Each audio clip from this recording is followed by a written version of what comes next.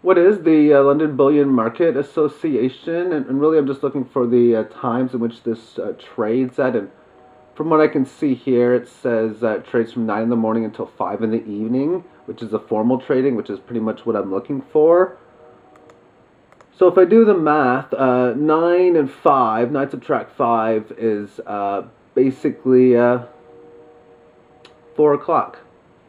And what's the number again? It starts at 5 in the evening, so that'd be 12. Okay, so let me just give the level for which we've seen the market go from. Basically 1732 down to 1723. And that's a loss of about 0.5% or so, just within that time frame. I've got some other charts that I've been doing, and I'm just going to quickly go over them. This is basically all on the medians of price and median of gains. From September 28th, 2008, this is data from originally from freestockcharts.com, and then starting in the area of about here, it's from the Forex Pros.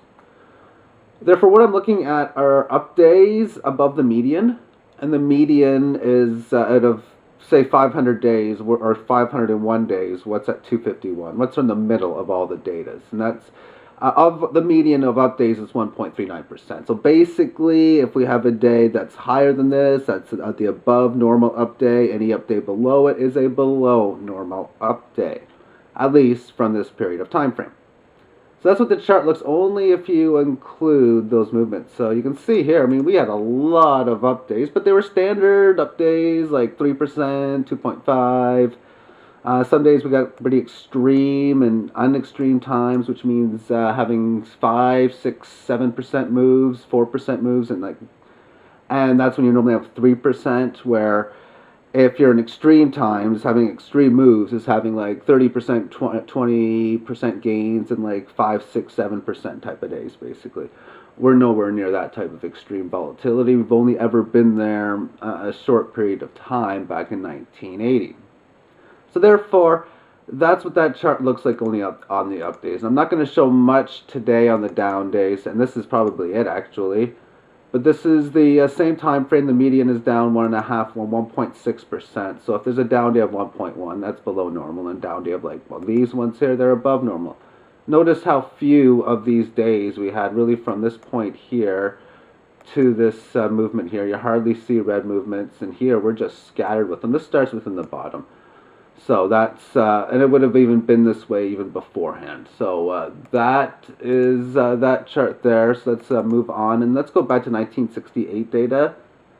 And this is using the LBMA numbers. So therefore, there's been 11,159 trading days, and this is a running median chart. The median percentage gains on only up days. And I didn't do the down days one, but I can pretty much assure you that it would look around the same, because the volatility goes hand in hand and up and down days, where if you're in this 1980s period where you're having like 8% up days and 5% up days, where you're having 5% and 8% down days as well, as is the case with lower volatility where you're lucky to get a percent move in both directions, basically. So with 11,159 days, it's usually a down day, barely. 50.4% of the time it's down, and 49.6% it's up, going back to the second day in 1968. And the largest up day we've ever had percentage-wise since then is 36.5% on September 18th. I have three key variables.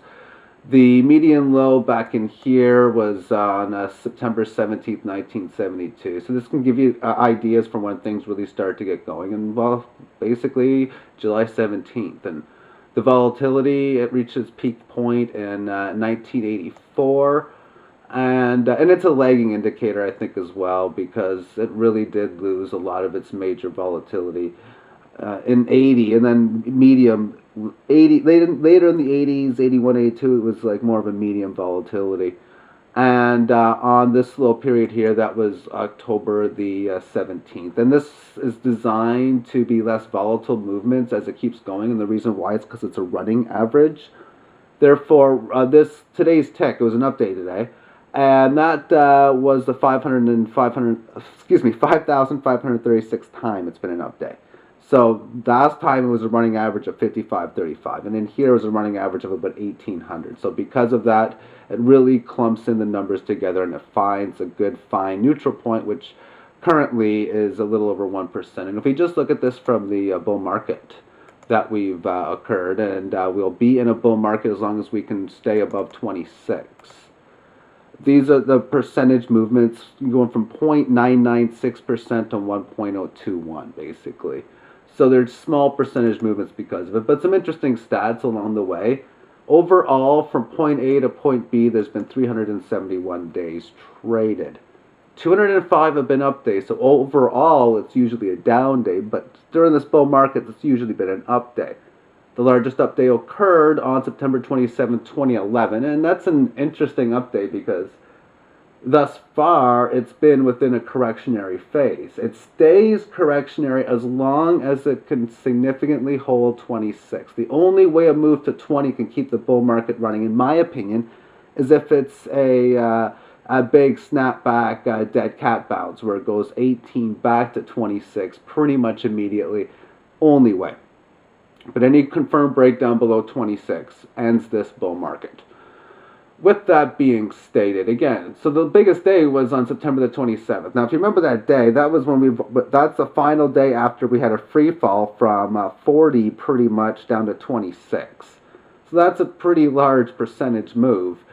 So to go from like that low numbers into the low 30s, mid 30s, that's normal to happen when you have a 3-day move that took you down so hard. 2.5, I can't remember, but it was a short-term quick jolt down, and that was the big boost up, and it didn't get us back into even the neutral territory, so it was more of a dead cat bounce at that time. Now the stats from August 25th to April 28th, this is the bull market in itself. So as we can see, if there's been 171 days traded in this bull market and 371 traded overall, that means there's been 200 days within this correctionary phase, which is interesting that it's a longer period of time, more bigger jolts down compared to jolts up, we'll say, and it has not went below that 61.8 because I've talked about the lows of 1774 and the highs of 49.81, and the 26.14 is the level it needs to hold, and it's been holding that thus far. But I do find that a little interesting. Now, the biggest up day in here was 7.5%. And this occurred on April the 28th, which is on the last day of this bull market, basically, as the correctionary phase has been like 200 days. So I'm going to have more of these types of charts. If you find them interesting, you can just let me know. But that's basically it. I got a few here I can probably go over still. Let's see here. If you look at just the last 500 days, only the last 500 days, this is what the percentage up moves are. So in this sense, this can beat this high, this can beat this low. What does this tell us? This is the second most volatile up moves anyway, which always works with down, but the third most volatile time, from here and here. We've had two situations where we soared up, and well, this doesn't really count too much because it's nowhere near the distance of these moves in here, but it's capable of doing so. Big soar up in here, and yeah, so that's that one. I don't want to talk too long here. And number of up days total. This is just a basic over the last 500 days. How many days are you up? Plain and simple. And I'm going to end the video at that. It's been pretty much close to 10 minutes now. So take care and have yourself a good week. Bye-bye.